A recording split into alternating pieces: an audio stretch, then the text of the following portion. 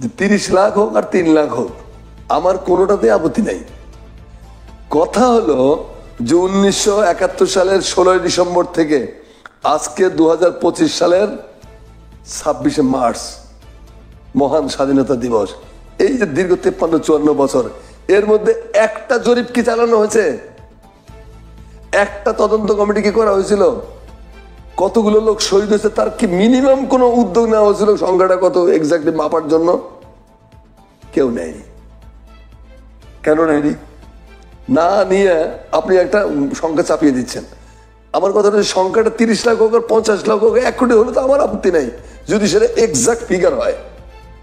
আপনি উইদাউট জরিপ, উইদাউট সুমারি আপনি কি করে বলেন যে এটা 30 লাখ বা 10 লাখ 20 লাখ 5 লাখ? তো বেফজুল কথা। আপনি জরিপ করলেন না কেন? কেন সুমারি চালান নাই, গণনা করেন নাই? কেন কোনো উদ্যোগ নেওয়া হয়নি?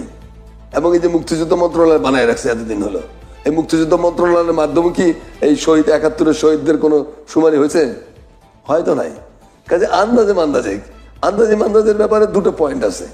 একটা হলো সিরাজুর রহমান লিখেছেন তার বইয়ে, বিবিসির তিনি চিফ ছিলেন, সিরাজুর রহমান লিখেছেন যে ইয়েরা বিদেশে আমাদের জিজ্ঞেস করছে তোমার স্বাধীনতা যুদ্ধে কত লোক মারা গেছে, তো 3 লাখ আর 3 বিলিয়ন, 3 মিলিয়ন আর 3 লাখের পার্থক্য শেখ মুজিব বোঝে নাই।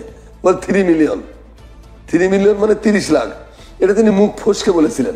এটাই পরে বলে কইছি যা।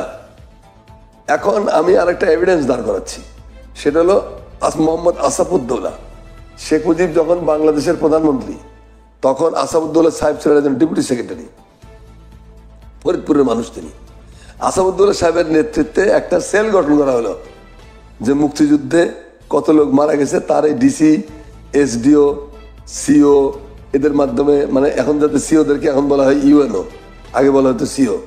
আর সাব ডিভিশনগুলো তো জেলা হয়ে গেছে, সাব ডিভিশন ছিল সাব ডিভিশনাল অফিসার, এসডিও। এখন এসডিও পদটা বিলুপ্ত হয়ে সব ডিসি হয়ে গেছে। যাই হোক, এই এসডিও, ডিসি, সিও, ওসিদের মাধ্যমে জরিপ করার উদ্যোগ নিলেন আসাদুল্লাহ সাহেব অন বিহাফ শেখ মুজিবের নির্দেশে। 4-5 মাস পরে তিনি ডাকছেন, বলি কদুর কি হইল?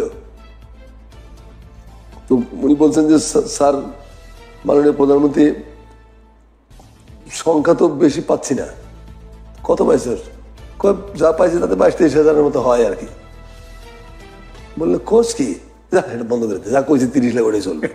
এটা আসাদুল্লাহ সাহেব জীবিত আছেন, আসাদুল্লাহ সাহেব নিজে এটার ঘটনার কেন্দ্রে, তার কণ্ঠ এটা। এটা হলো একটা উদ্যোগ। শেখ মুজিব বাতিল করে দিল, সেলটাই বাতিল করে দিল, যেমন আর জরিপের দরকার নেই আর কোনোদিন। 1, 2 নম্বর হলো শর্মিলা বোস নামে অক্সফোর্ডের একজন ফেমাস প্রফেসর আছেন। তিনি একটা বই লিখেছেন 71 সালের কিলিং এর উপর। বইটার নাম হলো ডেড রিকনিং। এই বইয়ে তিনি যে জরিপ করেছেন, সেই জরিপেও তো বিহারি বাঙালি মিলিয়ে 70-80 হাজার লোক মারা যাওয়ার মতো হয় আর কি, তাদের জরিপে। এটা আমার কথা না, কিন্তু তার জরিপে। এখন একমাত্র শর্মিলা বোস এ যাবৎকালের বাংলাদেশের ইতিহাসের একমাত্র ব্যক্তি, আন্তর্জাতিক বিশ্বের একমাত্র ব্যক্তি, যিনি 71 সালে কিলিং এর উপর প্রত্যেকটা স্পট ধরে ধরে শুমারি চালিয়েছেন, জরিপ চালিয়েছিলেন। প্রত্যেকটি বদ্ধভূমিতে তিনি গেছেন, প্রত্যেকটি গ্রামে গ্রামে তিনি ঘুরেছেন বাংলাদেশের। এত পরিশ্রম করে 7, 8, 10 বছরের পরিশ্রম করে তিনি এই বইটা লিখেছেন। তার বইয়ের নিহতের সংখ্যা তো হয় না, 1 লাখই ছাড়ায় না একটা। এখন আপনি মানবেন কি মানবেন এটা আপনার ইচ্ছা, কিন্তু শর্মিলা বোসের ফাইন্ডিংসটা হলো যে সর্বোচ্চ 1 লাখ থেকে 1.25 লাখ লোক, এর মধ্যে অর্ধেকটি হলো বিহারি। এই তো হলো আমাদের একই রকম ভাবে আমাদের বীরাঙ্গনাদের ব্যাপারে একই বক্তব্য। আন্দাজে মুখ দিয়ে বলা হচ্ছে, জরিপ তো করা হয়নি কোনোদিন। কেন জরিপ করা হলো না? আমার মুক্তিযুদ্ধে পাকিস্তান হানাদার বাহিনীর বর্বরতার ইতিহাস, বর্বরতার ঘটনাগুলো যদি আমি লিপিবদ্ধ করতাম, যদি আমি অথেন্টিক সোর্স দিয়ে সিদ্ধ করে সত্যায়িত করে আমি যদি জাদুঘরে রাখতাম, দলিলে রাখতাম, সেটা কতটা ভালো হতো। তা না করে আন্দাজে একটা কুয়াশা, একটা মেঘ ঘোলাটে একটা আবহাওয়া তৈরি করা হয়েছে। কারা করেছে এই ঘোলাটে আবহাওয়া? কারা 14ই ডিসেম্বরের বুদ্ধিজীবী হত্যাকাণ্ডের বিচার করে নাই? কেন আজ পর্যন্ত সেই 14 ডিসেম্বর 1971 সাল থেকে আজ পর্যন্ত 14 ডিসেম্বরের শহীদদের কিভাবে মারা গেল, কারা মারলো, এ ব্যাপারে কোনো জরিপ হলো না কেন? শেখ মুজিব গভর্নমেন্ট ছিল 3.5 বছরে, তো করেনি। তারপরে আপনার এই আমাদের ফ্যাসিস্ট শেখ হাসিনার গভর্নমেন্ট ছিল 15 বছরের বেশি সময় ধরে, তারাও তো করেনি। কেন করা হয়নি? বড় বড় চাপাবাজি করতেছেন, ওইটাকে ভাঙায় খাচ্ছেন, ওইটার উপরে চৈরা আপনার নিজের পাপকে জায়েজ করাচ্ছেন, অথচ সঠিক ইতিহাসটা আপনি তুলে ধরতে চাচ্ছেন না। কার স্বার্থে?